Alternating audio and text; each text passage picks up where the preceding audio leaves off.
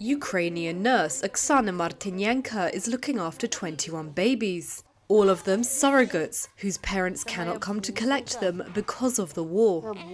She and her colleagues are caring for the infants at a makeshift clinic in a residential basement on the outskirts of Kyiv. Despite the Ukrainian capital being under increased shelling by Russian forces, Martynenko says she will not leave. We stayed here to look after them. Who will look after them if the parents aren't here? Who will help them? So we look after them. We cannot leave them behind. How could that ever be possible? They're tiny creatures. All the while, she has her own family to worry about. Her children are in the region around Sumy, a city some 200 miles east of the capital, which has been bombarded by Russian forces. It is too dangerous for Martynenko to try and reach them, so they are living with their grandmother. We wait for news every day about what is happening there. I call them to check where and how they slept at night, whether they went to a bomb shelter, whether they left it or not.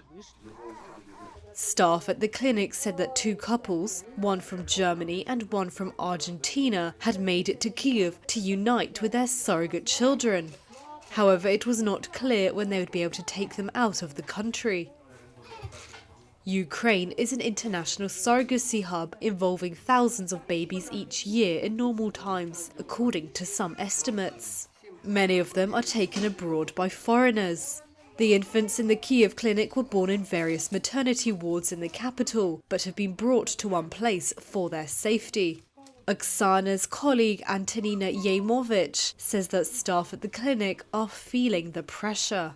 In the past, we used to do shifts. We had time to rest. We don't have time to rest now. We stay with the children around the clock. We try to take short naps and swap, but there are many children here and a lot of work to do. It is tough indeed.